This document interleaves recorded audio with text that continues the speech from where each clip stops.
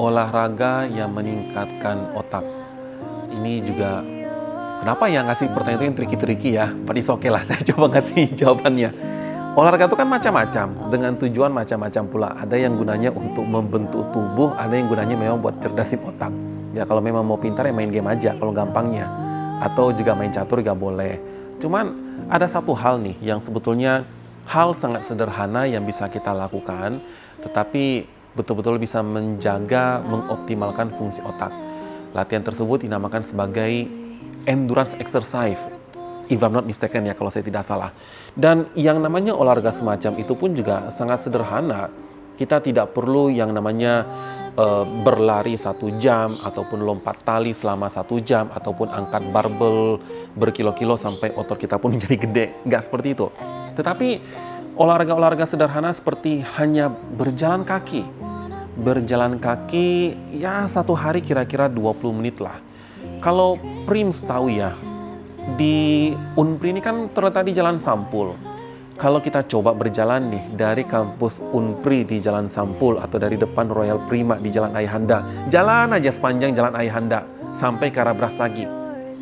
Saya berkali-kali berjalan kaki dari situ kalau saya hendak membeli kebutuhan ya makanan-makanan sehari-hari lah. Saya coba hitung-hitung waktu. Ternyata cukup memakan waktu hanya 20 menit saja. Dan itulah sebetulnya angka yang kita butuhkan untuk menjaga otak kita itu optimal. Bolak-balik sekali tidak pergi 20 menit, lalu pulangnya juga 20 menit, sudah 40 menit. Itu sudah sangat cukup lah dalam 1 hari untuk menjaga fungsi otak kita. Atau yang kedua ini, kalau Prim sedang kuliah, berada di gedung utama kampus Unpri, hendak naik dari lantai 10 ke lantai, ya mungkin lantai 15 ya. Lantai 10, lantai 11, lantai 12, berikutnya lantai 15 kalau tidak salah. Karena lantai 13 dan 14 tidak ada di sini. Hanya kira-kira 3 atau 4 lantai, ya udahlah naik tangga aja. Tidak usah menunggu lift. Ataupun kalau turun terutama. Kalau turun ya coba lewat tangga aja lah. Setidaknya membuat kita memaksa kita untuk berjalan. Saya pikir ya hal-hal sederhana, olahraga semacam itu yang sederhana lah yang sejatinya bisa tetap mempertahankan fungsi otak kita.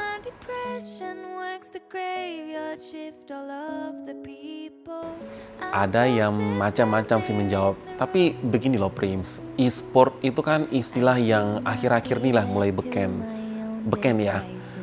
E-sport, olahraga yang sejatinya bermain game. Jujur aja lah, kayak kita-kita ini atau saya yang sudah berumur udah cukup tua ini.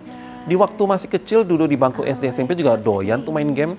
Bedanya game-game zaman dahulu tuh tidak tersambung ke yang namanya internet segala macam. Prinsipnya tetap bermain game. Poinnya adalah tetap bermain game. Yang menjadi masalahnya adalah apakah bermain game itu baik atau buruk? Baik atau buruk itu sangat tergantung kepada durasi kita bermain.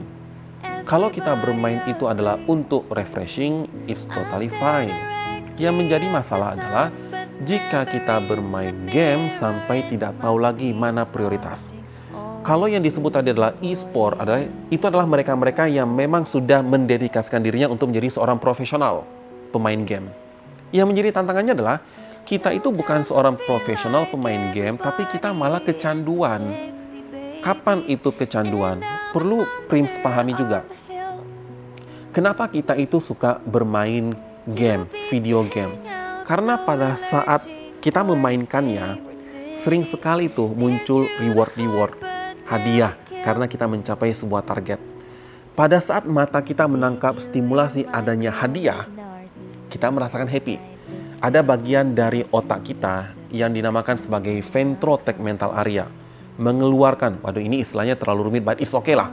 Yang jelas, dari dalam otak manusia keluarlah hormon yang dinamakan sebagai hormon dopamin. Dan itu ditangkap di otak depan. Pada saat hormon tersebut ditangkap di otak depan, pada saat itulah otak kita memprosesnya sehingga merasakan rasa happy. Happy terhadap apa reward yang didapatkan pada saat bermain video game. Masalahnya begini Prims, otak manusia itu tidak ada batasan rasa puas, rasa happy. Ia selalu ingin mendapatkan. Yang bisa dilakukan oleh kita untuk mendapatkan kepuasan, kesenangan pada saat bermain video game adalah dengan tetap bermain video game tersebut agar mendapatkan kembali reward-rewardnya. Sampai suatu ketika terjadilah yang namanya banjir dopamin. Tak istilah apalah ini nih.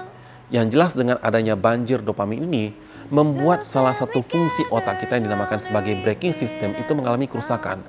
Membuat ia tidak tahu lagi mana prioritasnya.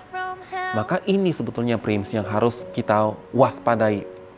Jika kita bermain video game sampai kecanduan, membuat kita itu resah gelisah jika tidak bermain video game, dan kita selalu ingin bermain video game sampai lupa mana yang prioritas dalam hidup.